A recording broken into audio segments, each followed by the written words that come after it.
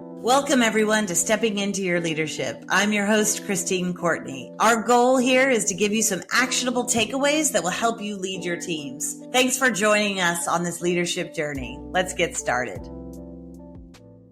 Hi, everybody. Welcome to our summer version of Stepping Into Your Leadership. I'm your host, Christine Courtney. And for the summer, if you haven't been listening, you are in for a treat because what we're doing is quick little snippets for our summer beach read version of Stepping Into Your Leadership, where we have two experts. Today, it's Tom Armstrong and Erika Petrelli who are here with us. And I'm going to give them a scenario of a difficult situation or a difficult employee or a difficult boss today. We'll see. And we'll kind of go back and forth about how they would handle those situations. So you at home can follow along and see who you agree with, what you would do differently, and imagine ways to help you at work. Then we're going to do a lightning speed round with as many questions about leadership that we can get from these two in 2 minutes. Okay, you guys ready? Ready. Yeah. Okay, so here's our first situation. Okay, this is core team dynamics. Okay, so your team has been struggling with poor dynamics lately. Cliques are forming and some members are feeling excluded from important decisions and activities. This has led to a lack of cooperation and decreased productivity.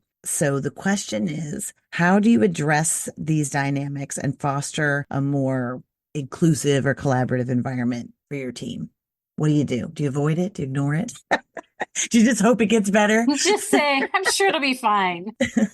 So this just isn't one person. Something's going on. The whole team's falling to pieces. Yeah. So Erika, I'm going to start with you and then we'll go to Tom. So Erika, what do you think? Well, I think this probably anyone listening probably is going, because they've probably had some version of this experience in their life, because that's normal stages in the life of a team moment. So I think the first mistake is for any leader to be stunned or bothered that this is happening. This is normal human dynamics. So depending on how long this team has been together, it could just be that they finally, they've gotten through the honeymoon phase of everyone being on their best behavior and trying to show their best self forward, which is what usually happens at the start of a team formation. And then they're sort of settling into their real selves, and always conflicts crop up at that moment. Or it could be that they've been together for a long time and they're just sort of tired of the same old.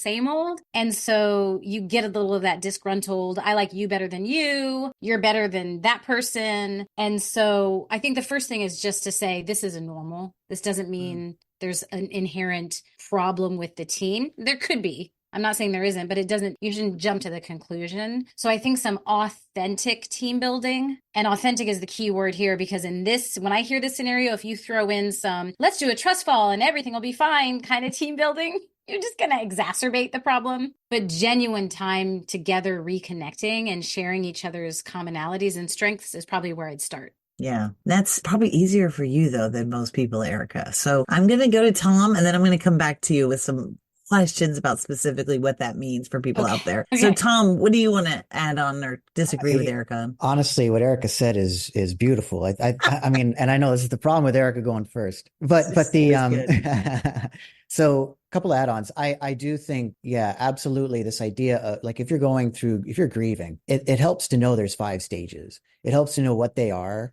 It doesn't necessarily change, but it changed necessarily the fact that you're going to go through them. But it's good to know that this is normal. Knowing that is really important. So it's good for the leader in this situation to be able to recognize and be able to do what Erika's saying of yeah, this happens. This too shall pass, hopefully. And then how can I design things to let it pass? And also communicating that to your team is important. I think it's good to be really transparent with folks and saying, hey, everybody, it's normal when we're doing, when teams are working on projects for sometimes there to be cliques and, I don't know the term that you use, but times when certain silos will form within a group. And there's benefits to that because you do see cohesion happening with those members. And that's a really positive thing. So you don't want to shame it or bring it because that's good. But what we also want to do, though, is be able to, I'm going to be actively working on ways to connect the silos as well to make sure that we don't get isolated in that way. Because to be the most effective team we can be, we'll go into the next phase, which is where we're all, you know what I mean? Knowing those phases is key. And then an actual tactic that I would use in this kind of thing, also to Erika's point, is that anything, the team building activities, quote unquote, the things that I'm going to do with them that are going to help them see the ways that they're similar. Oftentimes it can be as simple as I And it's one of the reasons I love reading fiction is like, I'll read a fictional character and I'll go, I thought I was the only one that felt that way. And it's the power of stories, right? So when you hear your colleagues tell a story about their life, it could be even just their trip to the office or something that happened to them that morning. And you're like, oh, I'm not the only one. Creating those kinds of activities where people can communicate in that sort of way. You know, when we do this with our corporate partners and you'll hear someone say, no one knows this about me, but I, skied a lot in my youth. And someone else says, oh yeah, I've done 40 ski lifts. I've done 40 ski resorts in my life. Those kinds of things help to, whereas they didn't know anything about each other before. Now they do, they're more likely to talk. It creates those bridges. So all the little things you could do to create bridges between people is going to be really key. Right. Erika, I'm going to let you add on to I what do you want to meant. add on. It is a yes and, because something you said, Tom is exactly right in the way he described the connection. I think it's really important that it is outside of the work responsibilities. So the three of us, love to use some version of, tell us about the first concert you ever went to or your most favorite music experience. Tell us a funny animal story an animal encounter that you've had, something like that, where people start talking about things that are funny, that have nothing to do with work. And if possible, if budget, space, time allows, if possible, to be outside of your day-to-day work environment. So, because then you're not thinking of, this is the desk where I hate my life, or this is that's the office of the person who doesn't understand me. If you're in some kind of net neutral space, having these stories and laughing together, that does so much more than I think oftentimes what people will do, and with good intention, we've done it ourselves, to say, because people will say in these kind of situations, they just don't understand what I have to do. They don't understand how full my plate is. There's always in this moment, right? They don't understand. And the problem with that is, if you surveyed the whole team, most likely every single one would have a version of a they don't understand. So there is actually no they that doesn't understand, because it's everyone feels like people are misunderstanding them. And so if we stay in the work situation and we try to say, well, help us understand your job, nobody's listening, because everyone feels like they're the misunderstood one. Yep. So you're really actually spinning your wheels, because it's not actually getting to the source, which is just let that go for the first part and just talk about that time you found yourself in the tiger encampment at the Bronx Zoo or whatever. Like, tell the story and then and then build from there, I think. Yeah. Everybody has a tiger encampment story. Everybody's gotten stuck with the tigers at the Bronx Zoo, This one always surprises me, because I think you're exactly right. When people feel like they're not part of the decisions or they're not part of certain activities, they have this feeling that everybody else is. Yes. When oftentimes that is aired and shared, then people go, oh my God, I didn't know Erika felt that way. Yeah. I feel that way too. Maybe it's not just me. Maybe it's just the way that it's going right now. Also, for the boss, it makes you think, is there a reason why they're not involved? Or are you just missing it? Like, I've missed it before, where I didn't think that people cared about having a voice in something, and they did. But I think having the guts to actively talk about it specifically in the room is really key, because presumably you got wind of this somehow. If you know that, you can know that the team dynamics are off, but somebody has told you that they're upset about being excluded from something. Yeah. So you've somehow gotten wind of this from somebody on your team. And so it might be interesting to have a conversation. The other way is, if you don't know and you just see the cliques, which is so dangerous. Yeah. Is I would have my next meeting, I would divide them up and have seating arrangements, so that you put seats, you actively divide up the cliques. So you have little nameplates and you put people in groups, and you specifically have group activities in small groups to get to what Tom was saying, but you mix them up, because people naturally go to their cliques. We all do. I do too, when you put me in a room, right? Safety. I have a word of caution, but Tatiana, do you want to add something? I did. I wanted to add an activity that, and a little different, because this one is work related, in that in the next meeting, I would have employees write out, like, this is my big project I'm working on right now, where are areas I'm struggling, and then kind of almost have like a gallery walk where they walk around and they share with each other. And then, like, what suggestions do you have? Because I think sometimes what happens is that people don't know what's happening, and also don't remember that they can rely on their teammates for suggestions or help. Because sometimes the areas of the suggestions people come up with are really great. I remember a meeting where we did this, where we had a social worker, and not that the situation was the same, where they felt like they weren't communicating. It's just, I wanted to share the story to highlight it. So we had a social worker teaming up with a program manager, And what her issue was is that she was hiring all of these students who did not have their IDs. They couldn't get their paperwork, they couldn't get their hiring paperwork together because they didn't have all of this information. And so she was paired with the social worker, and he suggested to her, like, oh,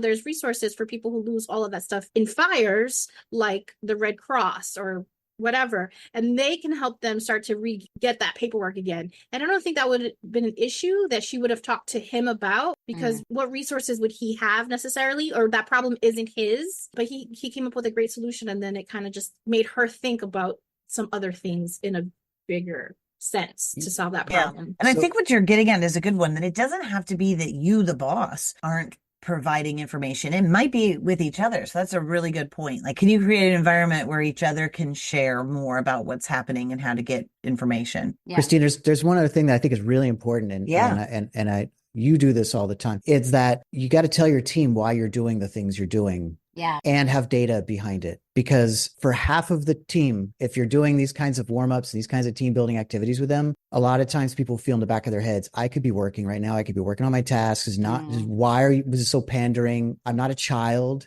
Like, this isn't school. But if they know about, like, for example, Project Aristotle and, from Google and the research they did on psychological safety in teams, how it makes them more effective. So framing it is everything. Yeah, I'm going to good point. explain to the team the value added to your performance by doing this activity we're doing. It's not just because I read that we should do a warm up. Yeah. And then also asking them questions. How did you feel when you came in versus how do you feel right now? Do you feel more connected to each other? I do. And that's important for us to now move forward. Like, always kind of like saying the meta to your team, I think, as much as you can, where appropriate, is important. That's great. I just wanted to, so the cautionary tale I wanted to throw in, because in this instance, it sounds like there's multiple things happening in the sort of moment of strife in the team. The cautionary tale for the supervisor is to not, so if one person comes to you to complain and say this person is doing that, or that group of people is doing this, the mistake that oftentimes a leader might do is to say, oh, this is the complaint I got, so this is what's happening.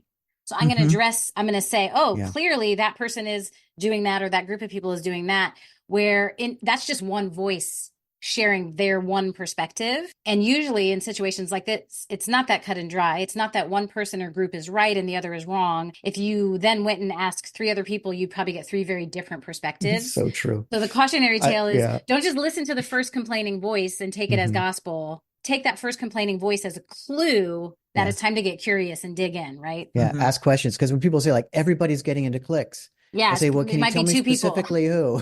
It's like, well, there's that one person. Yeah. It's that guy over there, but I think that I'm missing out on something. So just the reminder to get curious, not declarative, I guess, at the start.